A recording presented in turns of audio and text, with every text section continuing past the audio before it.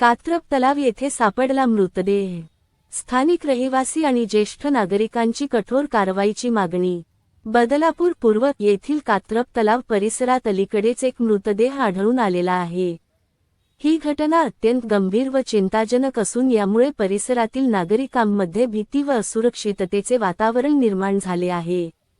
सदर प्रकरणात संबंधित मृतदेह हा आत्महत्या, अपघात की अन्य कोणत्याही गुन्हेगारी स्वरूपाचा प्रकार आहे।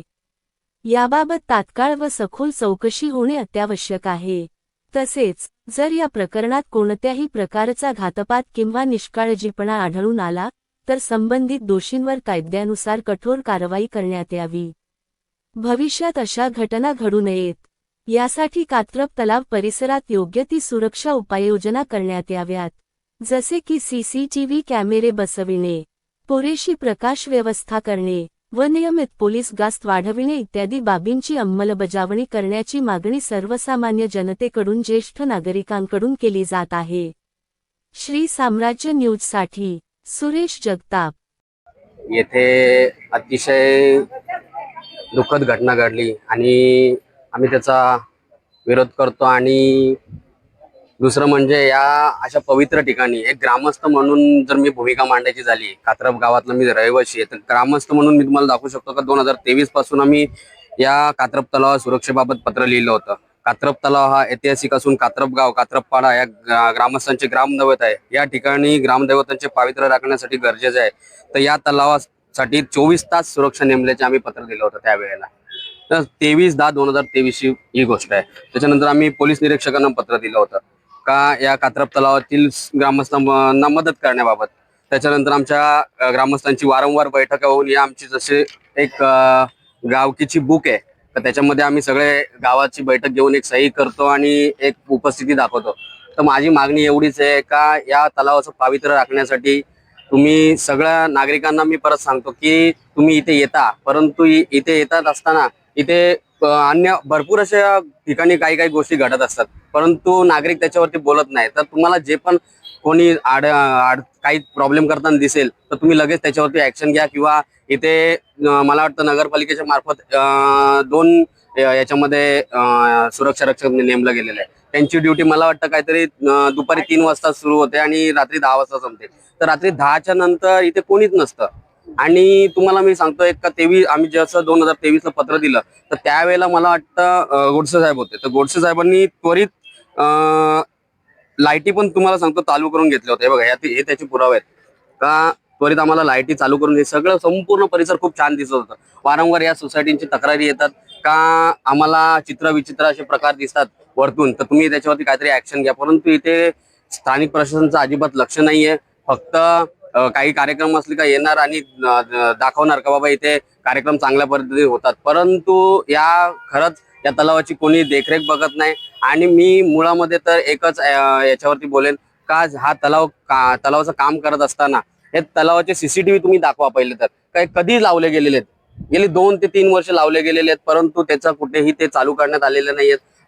लाईटी पण तुम्ही बघाल तर लाईटी जसे संध्याकाळी 6च्या नंतर मोजक्या ज्या 2-3च लाईटी लागतात। माहितीचा अधिकार मला वाटतं 2025 सालीच काढलेला आहे, त्याच्यावरती त्यांच्याशी तुम्ही बोलवा।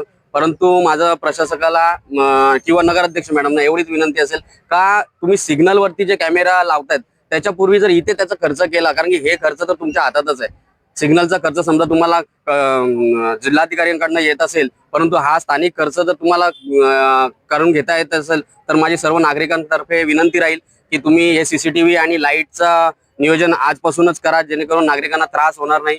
आणि एवढीच विनंती करतो। ठेवण्यात आलेला आहे। आम्ही दुपारी पोलीस स्टेशनला माहिती दिली, त्यावेळी त्यांनी सांगितलं की आम्ही काही माहिती दाखल करून घेतलेली आहे, त्या माहितीतून कोण आहे हे माहिती आम्हाला पडेलच। आणि इथं आल्या आल्या आम्हाला इथल्याच नागरिकांनी सांगितलं की तुम्ही कोण आहात, तुम्ही नेहमी इथं भेटता किंवा काय कशासाठी। आम्ही त्यांना झालं आम्ही सर्वसामान्य माणसं इथं आम्ही नेहमी न्याय मागण्यासाठी भीक मागण्यासाठी प्रशासनाकडे आमच्या पदरी भीक घाला, ह्या तलावाला सुधरा। पाहिलं तर आम्ही आमच्याकडे कडलं सोनं नाणं बायकांचे मंगळसूत्र आणतो, ते गाण ठेवतो, तुम्हाला पैसे कमी पडत असेल टक्केवारी खायला, पण इथं साईडला जाळ्या लावा, इथे सीसीटीव्ही चालू करा, इथल्या लाईटी लावा, इथं सुरक्षा रक्षक नेमा। जर तेवढं जमत नसेल तर तलाव आम्हाला भाड्याने द्या। आणि मी तलाव सुद्धा भाड्याने मागणी केली होती मागे, त्याचं पत्र त्यांनी स्वीकारलं नाही आणि त्यांनी सांगितलं का नाही त्या ठिकाणी जे काही सुविधा आहे त्या आम्ही त्वरित तुम्हाला येतो। जर असं असेल तर हा तलाव भाड्याने द्यायचा. या तलावाचं बघा, आम्ही सर्वसामान्य नागरिक इथले रहिवासी कुठल्या प्रकारे कशा प्रकारे विकास करतो. हे काय चालू, चष्टामस्करी चालू आहे. कोटी कोटी रुपयाची बिलं काढायचे, त्यात विकास नाही. आज या तळ्याला करोड रुपयाची निधी सांगितली गेलेली आहे. ते एका प्युअर ब्लॉकवर पैसे खर्च केले तुम्ही. मग या तळ्याला ज्या ते आपल्याला आता इथले ज्येष्ठ नागरिक जे वॉकिंगला येतात सगळे, ते सांगत होते की इथे आपल्याला साईडला भिंती उंचावलेल्या पाहिजे होत्या, म्हणजे तो व्यक्ती तिथे गेला नसता. इथे आपल्याला ग्रिल पाहिजे होता, जेणेकरून तो व्यक्ती त्यावर चढू शकला नसता.